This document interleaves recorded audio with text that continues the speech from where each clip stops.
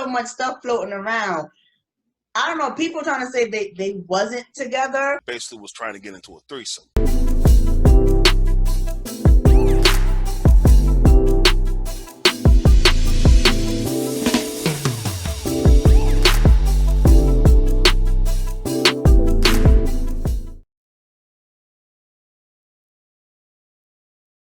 What's going on, ladies and gents? Welcome to another experience known as Kay and Manny. I'm the one they call Manny. She's the lady of all K's. And today we're continuing our wonderful topic, till death do us part. And today we have a special guest, Dr. Laura Lewis. And Kay? Yes, and today we're going to be specifically speaking about speak my language, the importance of the communication in the relationship, because we all know there's no communication, there's no relationship. So I have the opportunity today to, welcome Miss Laura Lewis to help us, because this is her area. This is her area of expertise. And it's always wonderful to bring the expert, because guess what? It's going to take a community effort to keep the marriage in place. And this is a community effort. So Laura, welcome to the show. Thank you so much for having me. I am so excited to be here. I know that a lot of couples are like trying to figure it out right now, since the pandemic. And so this is definitely, an area that I love to talk about. I've done just over 1,000 workshops on relationship related topics. And then in my practice, after I do academy, I see couples in this area all the time. So let's do it. Love languages. Yes, love language. Before we get to love language, Laura, can you stress the importance of why your partner's love language is good to know? Stress that importance. I did a retreat a few years back with Gary Chapman, the author of the book, The 5 Love Languages. And I just love the love languages primarily because it's the simplistic way of just understanding, like, how can I show my partner love? I know sometimes we may be doing things that we feel like is showing our spouse love, like maybe, my love language is words of affirmation. And so I'm a therapist. My mom is a therapist. So it's natural for me to just say like loving things to the people that I care about. Right. But I know my husband's love language is acts of service. And so he may feel like, okay, thanks for the encouragement, but can you make a meal? Can you clean up in here? And so we have to make sure that the way that we are showing love is actually the way that our spouse needs to receive it. Right. So let's talk about the 5 different love languages. So what's number 1? So they're not in any particular order, but words of affirmation is one. Basically what that is sharing like compliments, things that you love about your spouse. It may be like qualities or physical attributes, like your earrings are gorgeous, like that's showing love for someone whose love language is words of affirmation. And then it's physical touch. Physical touch is like hand holding, kissing, sex, massages, all of that falls into the physical touch love language. Acts of service is one. Acts of service is like cooking or filling up the gas tank or taking the trash out. All of that falls within acts of service. Quality time is one. For some people, they feel loved the most when there's like direct attention given to them, like we're not distracted on our phones or our computer. Like for some people, like just knowing that this time is set aside specifically for them, that's how they feel loved. And then the 5th one, gifts, is a love language. And so for someone whose love language is gifts, then it's not just any gift, but it's a thoughtful gift, like that I like chocolate and you got me truffles, the specific type of chocolate that I like. Or I ran out of socks and you got me some socks. I didn't even have to ask you about it. You just knew like I needed socks. So that's gifts. Yes, I love that, Laura. One thing that was coming to my mind as you were speaking, I was saying this is why I feel it's so important for you not only to ask your spouse certain, provoking questions, before you get married, but also to study them. Because as you study your partner, you're going to know what love language is fits to them best. And, there's no manual for everybody. So you're just trying to figure it out. You'll put it this way and that don't work. Are you also a firm believer too that a person should be studying their partner so they can get to that goal and be on one accordance? I think it is important that you study your house because it may not necessarily be intuitive to you. Like, you may not just naturally know just from like being around them. Actually, we tend to love people based on how we like to receive love the most. So if your love language is physical touch and you just giving everybody hugs and you think, okay, that's how I show love, so I'm assuming that that's how you like to receive love. That's the natural thing to do. It's very natural to show love in the way that you like to receive love. But yeah, you're absolutely right, Kalima. You have to study your spouse, study what they like, what lights them up, what gives them that sparkle, and what are the things that they're requesting. Like, are they always like, man, you on your phone all the time? Like, you always on Facebook. Can I get some one-on-one time? And okay, that's what they want. So I think we have to be intentional about listening and paying attention. Right. Absolutely. Doctor, first and foremost, I want to thank you for coming on the show. And I do want to apologize if I mispronounced your name incorrectly at the beginning of the show. But I kind of want to play devil's advocate in a way. Okay, so you have your partner. They express their love language to you in every capacity that they can.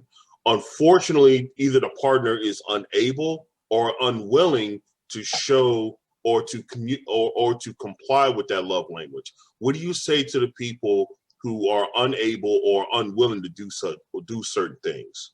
I kind of want to get both y'all's perspective, but we'll start with you, Doctor. So someone who's unable and unwilling is different. I would say that. Like, unable, it may be like, I work a lot with people around sex and intimacy. And sometimes a person may experience like a physical ailment, or like a woman just giving birth. She can't have sex like for 6 weeks. So that feels different than, I'm just not going to do this. I know you want it, but I'm just not giving it to you. And so I think that makes a difference if it's like something actually has happened versus them like being just not willing to do it, So I would have definitely assessed for that. In my work with couples, I would work with them differently based on what's going on, the context, Right. Okay.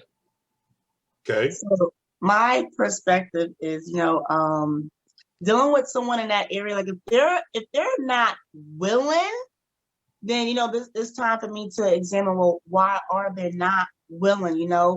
Can we come to the table? Because I'm a firm believer of, let's come to the table and address it. Because if we don't come to the table and address it, everybody's just assuming, and then nothing gets done, and then there's a lot of resentment and anger, and I just don't want that. But if I'm coming to say, let's come to the table and let's talk about it, and we have to constantly keep coming to the table, it's going like, okay, what is the real deal? I really think we got to get to the root of it. And then you got to ask, is this person willing to get to the root with it with me? Because of course, I believe sometimes we get to a standstill in a relationship where you just feel overwhelmed, overworked, and you're like, you know what? I don't even want to push. And it's like, well, why don't you want to push? Why don't you want this like we once were? What happened, and how can we get that back? For the person that's willing, that's a different story, because, y'all still continue to put in the effort. And it's like, okay, that didn't work that way. Let's try something different. So I think it's more manageable when that person is willing to do it. But for the person that's not, I have to say this for the person that keep going. You have to keep yourself going, because sometimes as you keep, just doing certain things and just being active, they will look at you and, sometimes it will just rub off, sometimes. But at the same time, too, I don't think you just want to let us stay there and stand still and, they do nothing. But at the same time, too, you don't give up on life just because they're unwilling. Does that sound about right to you, Dr. Laura?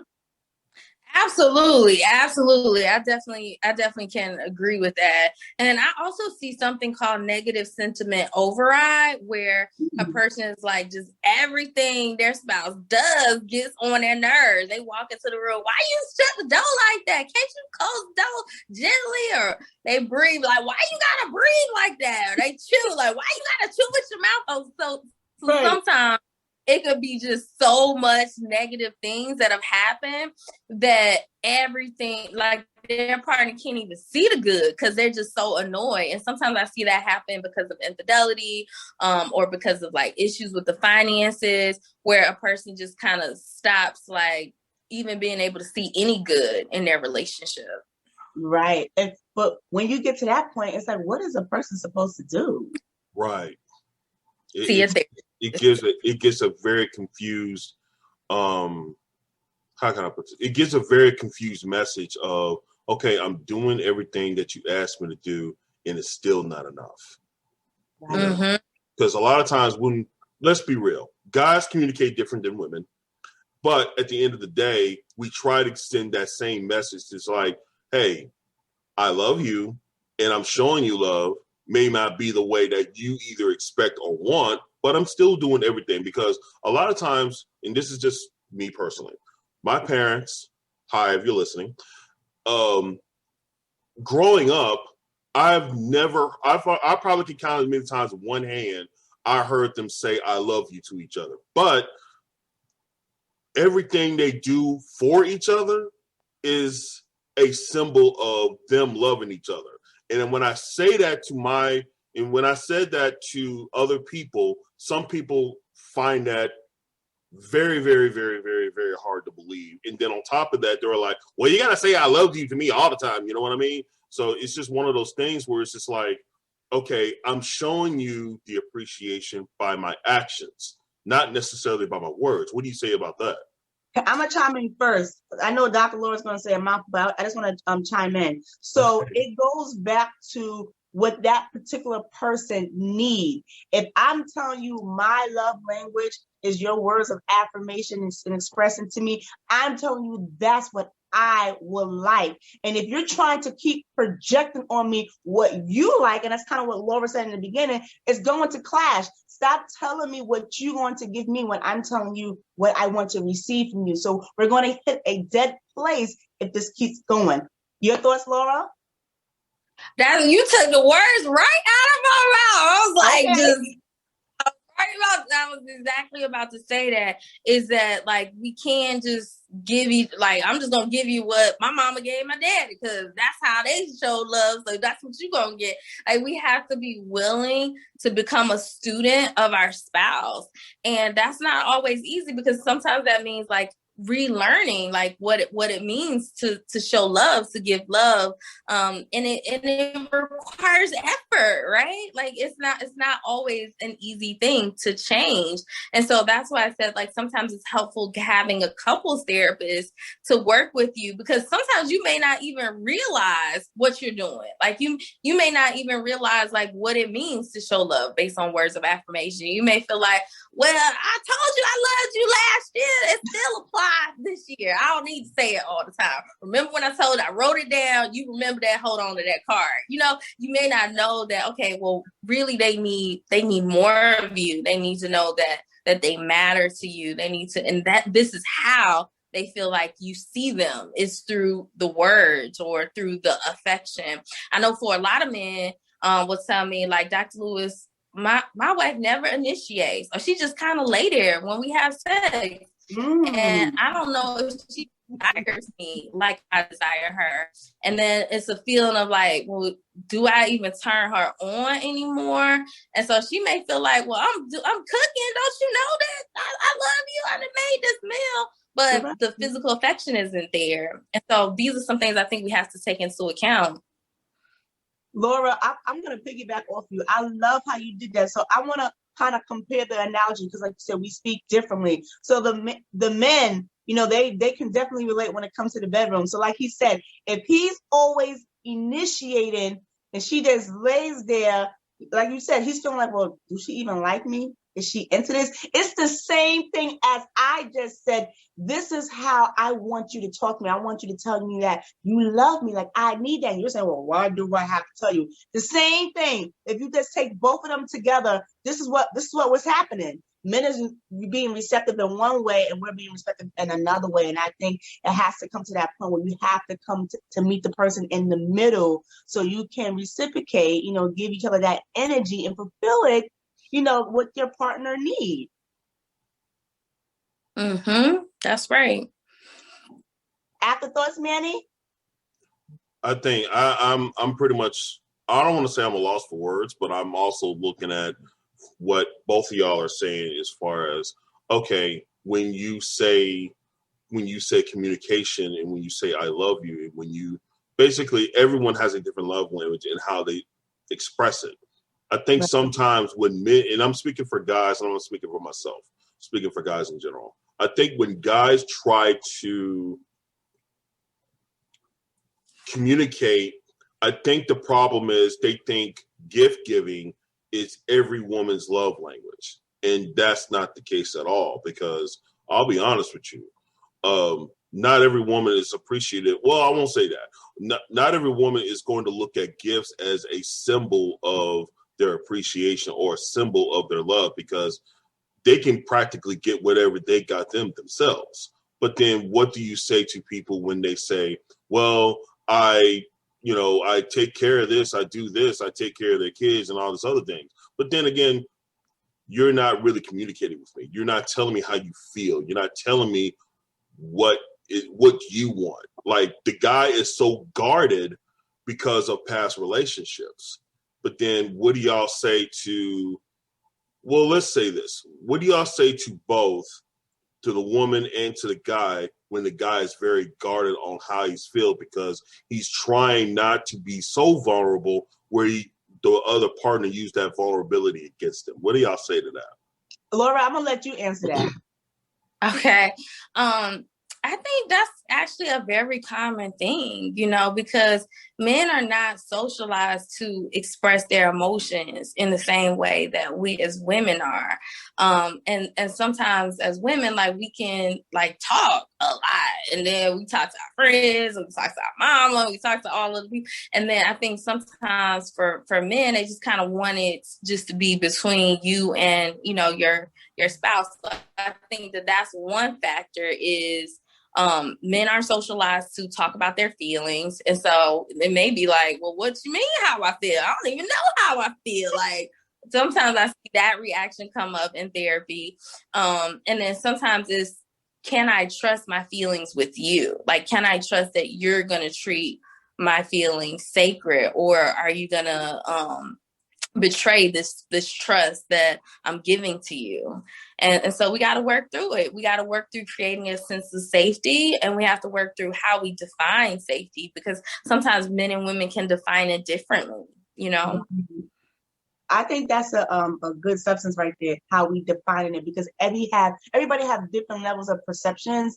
And I think I'm a firm believer on this too, Laura. I think sometimes if you are not fully healed, you're going to receive everything in a negative view. So if somebody's trying to tell you out of love and you're guarded, you're not going to be receptive of what they're saying because you're so guarded. You have not done the work, or maybe you're still in the process of still hurting. And it's hard for someone to communicate with you if you're still in that hurting mode.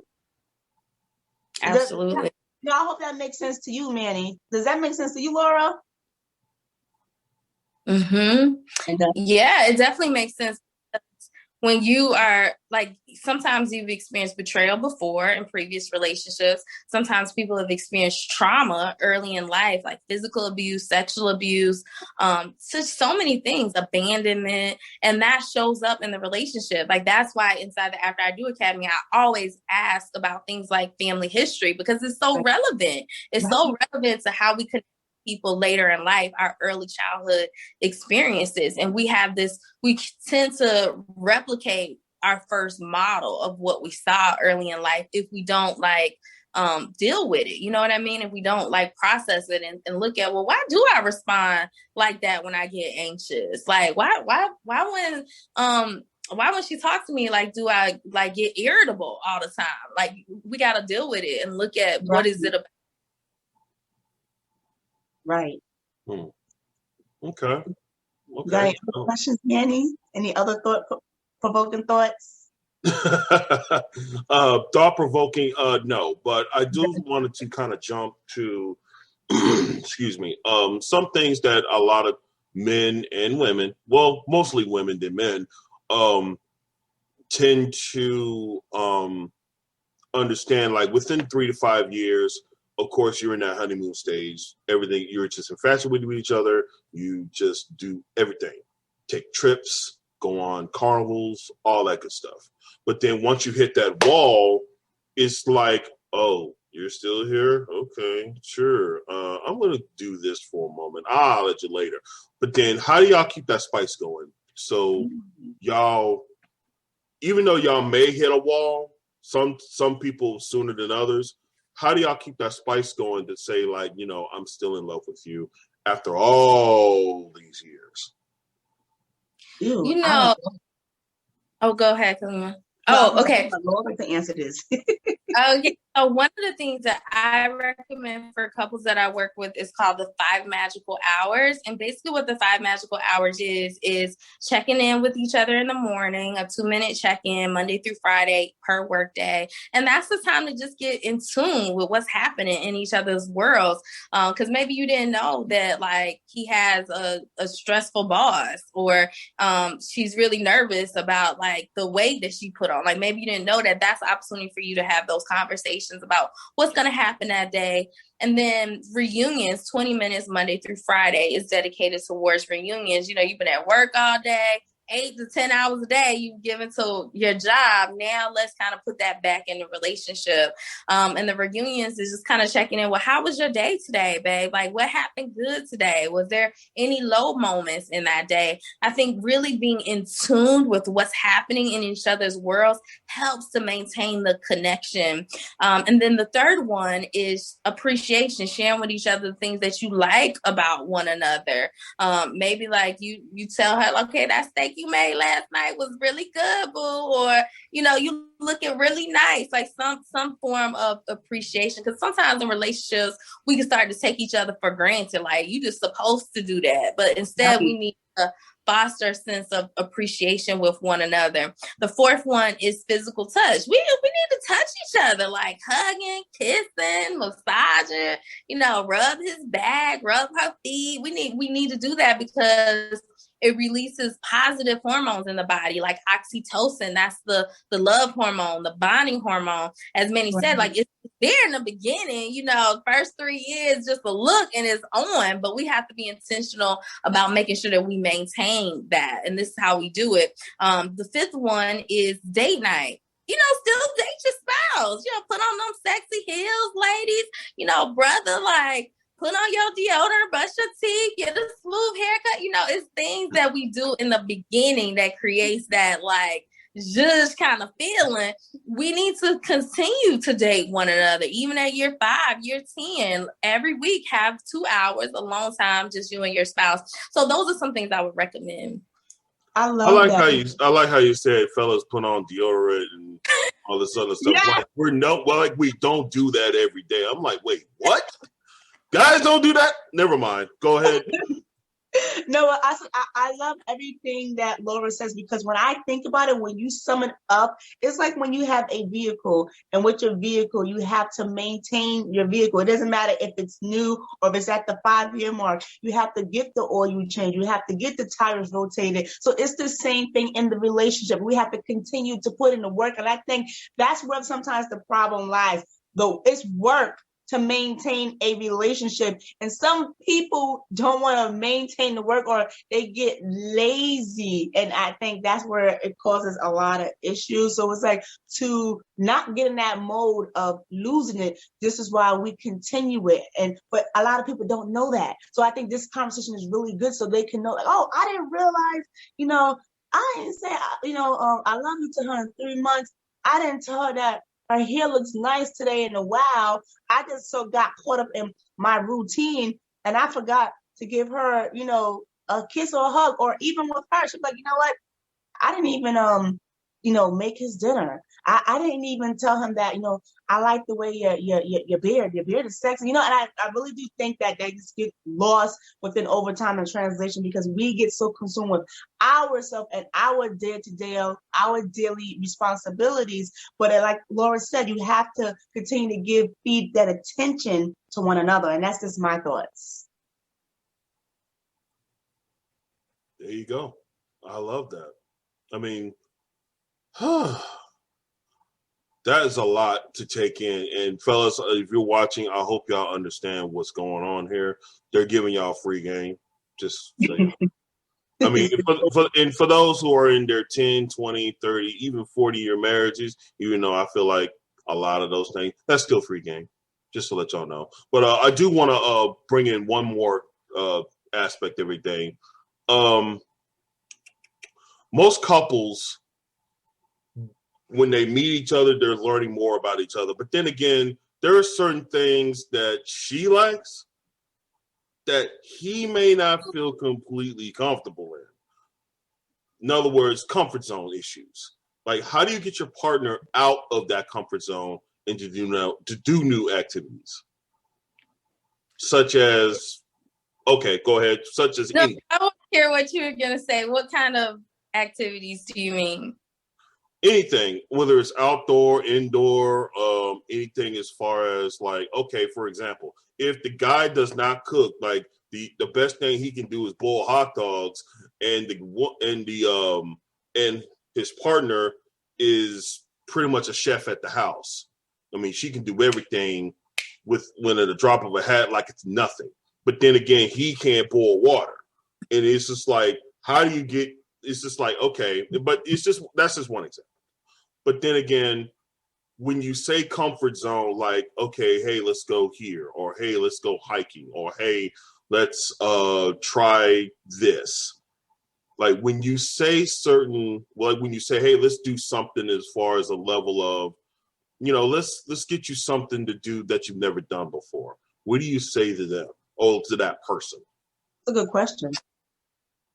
I think that you need to express why that thing matters to you. Because just to say like, oh, I want to do this, that may not necessarily spark their motivation to want to do it. But if they know like it matters to you because it makes you feel more connected to them, or it creates more bonding for you, or like an example, what you gave about cooking, like say for the woman, they feel like, when you cook for me, it makes me feel like, whoo, I got a load off. And, I'm okay with cooking Monday through Friday. But, boo, if you could just get one day of the week, like, I would feel so relieved. Knowing why, the why matters. Behind the request matters. And then sometimes if it's like a learning thing, then you could take a class. Let's take a cooking class together, babe. Like, I know you still kind of learning how to cook. Why don't we take a cooking class together? That's one of the things I did in Italy. I took a cooking class because I am not the best at cooking. So I was like, let me just learn a few things. Let somebody teach me some stuff. And I think Kalima, you said this, like, you have to constantly be in that space of growing. Like, you never can just get to the point where you kick your heels up and just go stagnant. Relationships do require work, and that changes over time. Like who a person was at year 1 and who they are at year 10 changes. We're ever evolving, and we have to be intentional about evolving with one another, even if that means reading a book, taking a class, listening to a podcast like this one. Mm-hmm. Right. It's funny that you mentioned about evolving, because we mentioned this on our other show. And I was saying that I think a lot of times people have a hard time when their spouse evolve faster than them. So sometimes they feel like, well, this person is doing that, and and you're still stuck in yourself. But we mentioned this in the other show that, that is some doubt and some fear in you, and you have to work on you, because if that continues to happen, it's going to hurt the relationship. It's going to hurt the marriage. So my question to you, Laura, how can you encourage, your spouse to grow with you? Because you're not trying to leave them behind, because you want to do this together, because the goal is to death do us part. I think some people are motivated by like positive reinforcement, like when they do something towards that action, like you recognizing it. It's like, so say, for example, you really want your husband to wash the clothes, and he washes the clothes, and you're like, well, you ain't fold them like I wanted you to fold them, or you could have used a little bit more detergent. They're going to feel like, well, dang, I'm just learning this thing. Versus if you say, babe, I appreciate the effort that you took to, get these clothes washed, and you're working with them, you're acknowledging their efforts, and it just makes the person want to do more when they feel like you see them, you acknowledge that they're trying, that they're working towards it. So that's one thing, is recognize when they're taking a step in that direction and positively reinforce that step, each step along the way. And then sometimes you can frame a thing in a way that, like, you could say anything. It's just the way that you say it. Like, babe, I love it when you when we could fold the clothes like this, because this really helps, versus you done messed it all up. Now I gotta go back and do it. Like, it feels different. It feels different, and how the person receives it is different when it's framed in a positive way. I love that, Laura. It is so true. Your words does matter. Your words have power, and the word says it itself. There's life and death in the tongue. So I had an amazing time with you, Laura and Manny, but we got to come to a closing. So, Manny, I want to get your closing remarks. My closing remarks is simply understanding your partner is part of being in a relationship. Whether you're 1 year in, 10 years in, 20 years in, everybody evolves, and you have to constantly learn your partner. And on top of that, you have to understand what makes that partner, as I like to say, what makes that partner tick. Because a lot of times we tend to get comfortable and we tend to disregard not only what got them there, but how to maintain it. Because getting there is the easy part. Maintaining, that's when the real work begins. But furthermore, understand your partner all throughout the moment you court her to the moment that person is called home. So That's my take. Thank you. My closing remarks is just continue to try new things. Continue to be open-minded, because if you want the relationship to grow and evolve, you can't do the same thing that you did 10 years ago. So that's my remark. And Laura's, what's your closing remark? My closing remark is, a couple years ago, I had surgery. I had a fibroid and I had to have it removed. And the surgery ended up being more evolved than I thought. And my mom came up to help me get back to health. And I remember she got me this plant, and I adore my mother. I love her to death. And so I was looking at the plant one time and it was dying. And I was like, man, I had not been watering it. And I want to encourage you guys to make sure that you're watering the plant of your relationship. Make sure that you continuing to grow. And if you'd like to connect with me, you can go to afteridoacademy.com. Thank you, Laura. And what social media platforms are you on? I'm on Instagram. You can follow me on Instagram, Dr. Laura Lewis. Thank you. Awesome. This was amazing. I hope this was hopeful. Please tell us in the comment what you thought. Like and share. You can continue to follow us here at the Lady K Chat podcast. Kay and Manny comes on 11 a.m. every Saturday, and we're here on YouTube, Instagram, and Facebook, Spotify, and Apple. So everyone, thank you this morning for joining us, and also visit our website at www.ladykenterprisesinc.com. We are a financial service and media firm, and we can help you with various needs. So thank you, everyone. Thank you, Dr. Lover. We appreciate you, and everyone enjoy the rest of your day.